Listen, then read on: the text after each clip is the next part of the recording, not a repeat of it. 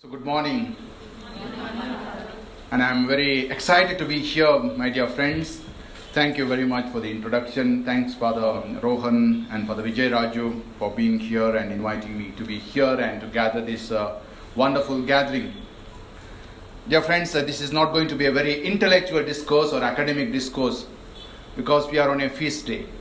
We have to enjoy the feast and do all the things necessary so that we don't dampen the spirit of the festival. And you have been listening to various people, Just Call and other programs about St Ignatius of Loyola, who the Jesuits are, and I'm sure you are all well versed.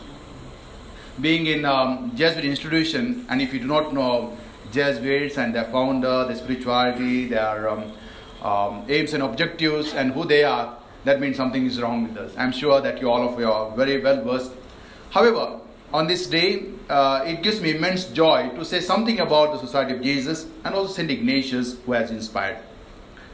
You know, friends, we are all good number of people here. I hear that 105 teaching and non-teaching staff works here. Along with that, you should feel very happy and proud that you are also celebrating this feast with 15,000 Jesuits in the world around. And we have been working in 105 or 6 countries, and you belong to a group of collaborators, we call them. All of you are collaborators, and also Jesuit families. You know who are the Jesuit families? Even though you are called collaborators, actually our parents, those Jesuits are there, their parents are called as the Jesuit family because they are the ones who sent us to society. So you are joining thousands and millions of people who are studying in our Jesuit institutions around the world, the teaching staff, and all of us are guided by one person, that is St. Ignatius of Loyola. So it is very joyful and it is a fascinating day for all of us to be here and to celebrate and to see, to say that we are happy with what we are, being part of this Ignatian family. And here today, my dear friends, as we are celebrating the feast of St. Ignatius of Loyola, I would like to say something about my own personal experiences of Ignatius. I had a wonderful opportunity of traveling around the world, not only for my work. Sometimes you are pushed into the river. Then one of the things is in order to survive, you have to swim. If you don't know, you have to try your best to swim. And that's what made me, I entered Russia, sent by the provincial here in Karnataka, Father Rani Prabhu. And that opened up a lot of possibilities. And while traveling, I learned a lot. In Kannada they say, Kosha Odi Nodu, Desha Sutti Nodu. Read the books and see the world. And that opens up vistas. And Ignatius was of that character as well. As part of my Jesuit training, we had 1 month long Arupe month, a way of preparing for our priesthood before we get ordination, whether we have got vocation to be a Jesuit and to be a priest or not. So we spent 1 month in Loyola, Spezia, Spain, where Ignatius was born and brought up. And there is a Casa Santa, the Ignatius house. It is not less than 600 years old, my dear friends, that house.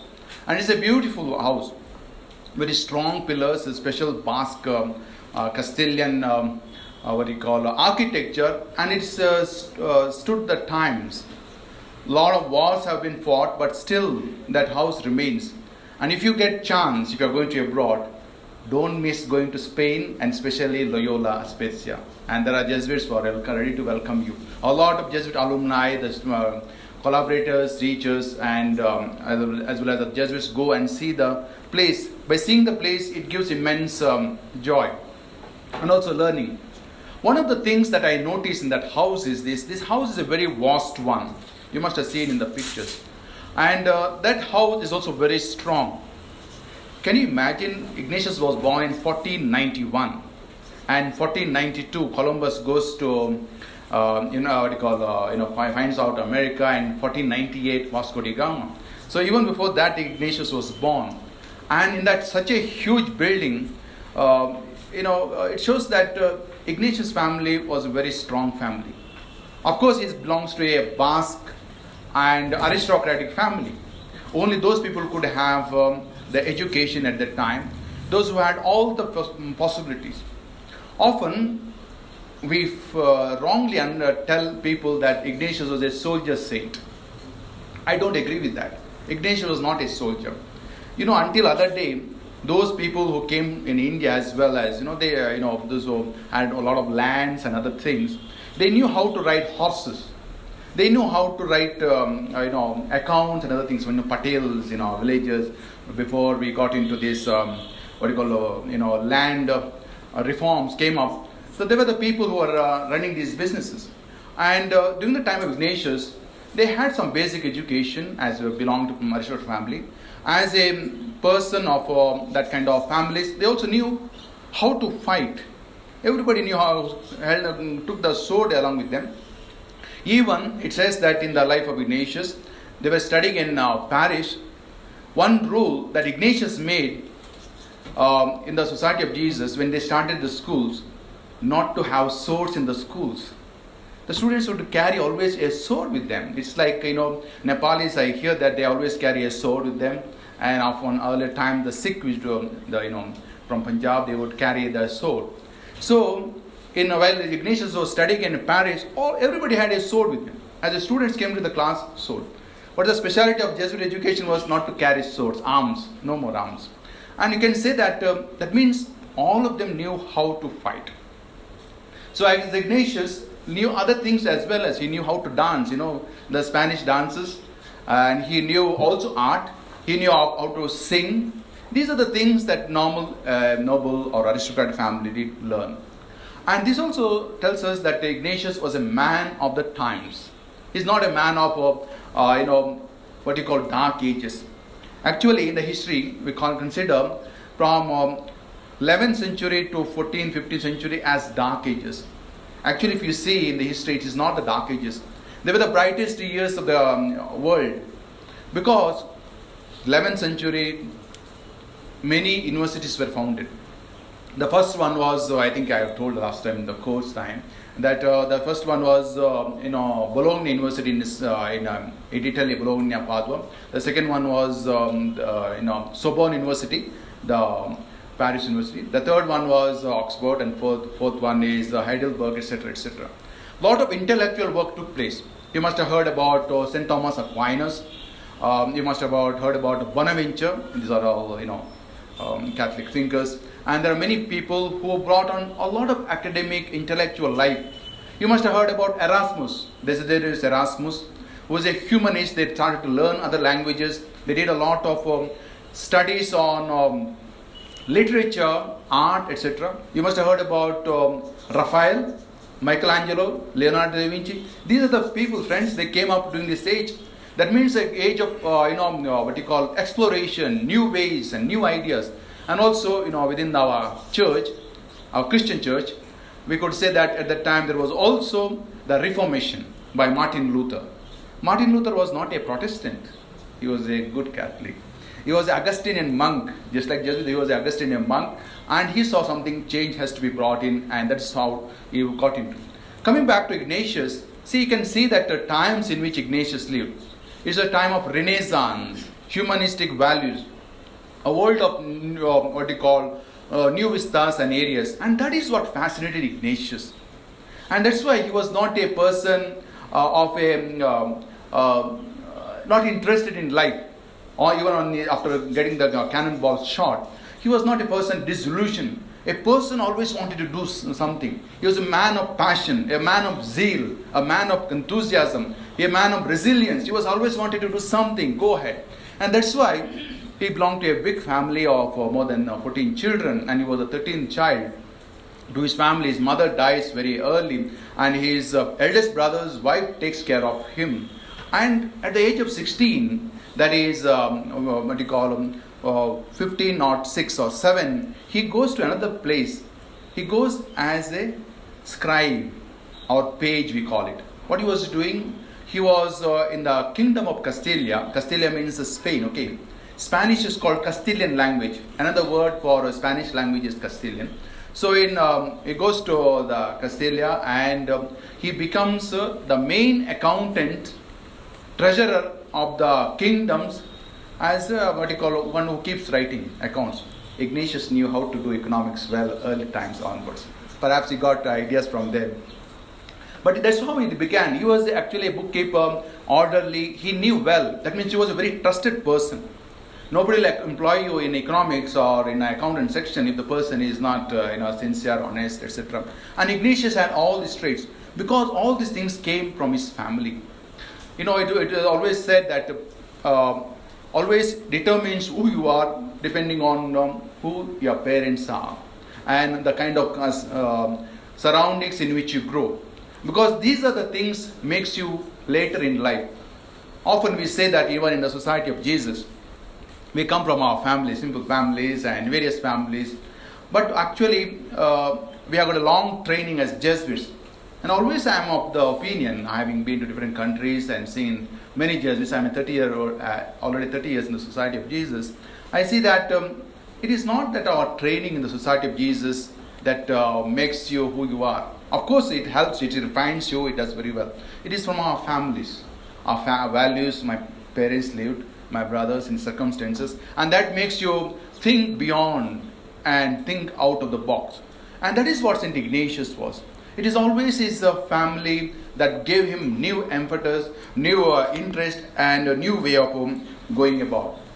I'll speak, Father asked me to speak a little more, so I'll speak just 15 minutes, okay, this 11 minutes over.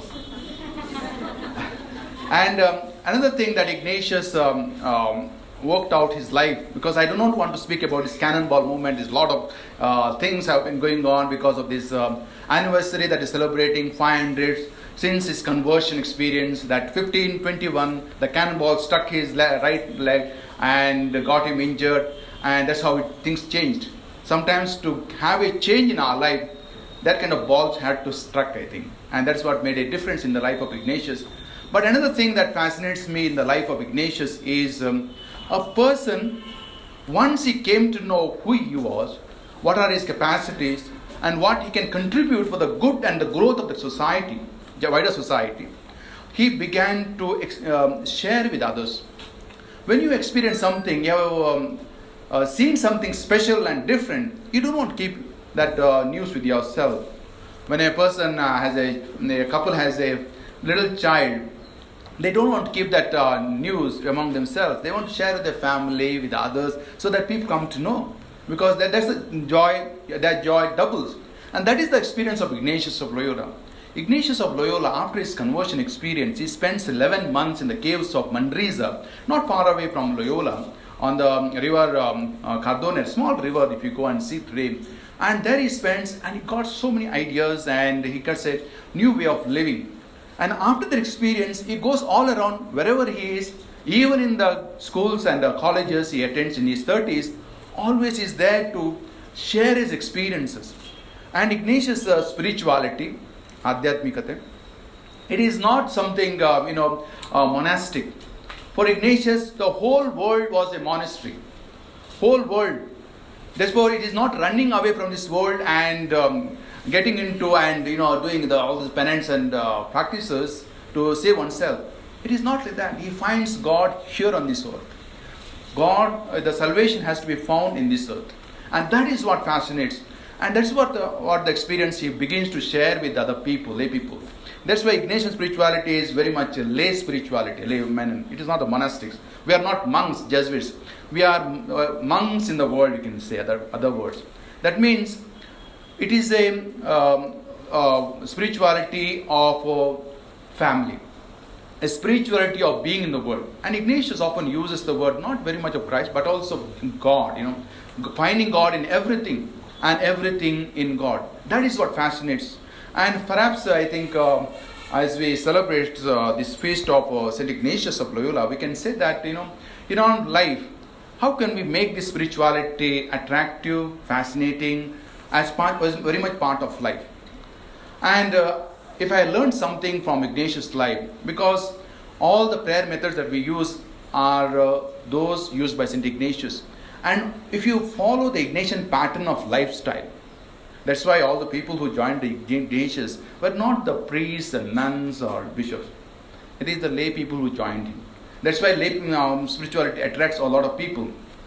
don't have very much here that Jesuit volunteer corps in the US or Europe. In many of the countries, we have got a lot of lay organization, the sodalities and CLC, Christian Life Communities, and also for those people who are part of our spirituality, our way of going about. There are so many organizations. Perhaps you can also think about being part of it in Mount St. Joseph, that area. We have a group, and some groups are coming up. So, to live our life. Life is tough in the world, but we can make our life interesting provided we are focus on our interest and find some of the patterns of Ignatian life. And I believe that if you follow some of the traits and ideas of Ignatius, we'll be able to better concentrate. The discipline that we have and the ethos that we have engraved in our Jesuit education are all part of this. That is, we are all, it drives you to a certain focus. That's why Jesuits are always focused. We have got target groups, and we know whom we are serving. Our aims and objectives are very clear, and that is what we are trying to inculcate those who are working with us and those who are part of our teaching. Because if you focus on this kind of Ignatian lifestyle, you become very focused. You begin to concentrate, because also you can be an intelligent person. Because, for example, the examination of conscience that Ignatius says, it is nothing but, what you call in Kannada, manana. That is you're trying to recall what you have done, and afterwards you see what you can give out. So, my dear friends, on this day, I wish you all very happy feast of St. Ignatius of Loyola. May his ideals, may his pattern of thought and practice may be ours. May he continue to inspire us. We are not far away, we are with you. And I'm sure that being part of this Ignatian family, all of you, we may belong to any religion. All of us are children of God. All of us are brothers and sisters. And I'm sure that the experience of St. Ignatius, as we move along, give ourselves in teaching to others, surely will strengthen us and will guide us, and certainly Ignatius will bless us. So on this day, I wish you all of you a very wonderful day, today and tomorrow. And thank you very much for inviting me here. Father Rohan, principal, is a good friend of mine. And we spent time together in the slum many years ago when we were doing the Harvard. Father Vijay was also with us. We spent 1 month together, and Father Rohan was a cook for us. Because the other two Jesuits, we did not know how to cook. He's a very good cook. And we had this very small room in the all sorts of difficulties. And we always continue to share those wonderful memories. So friends, thank you very much. God bless.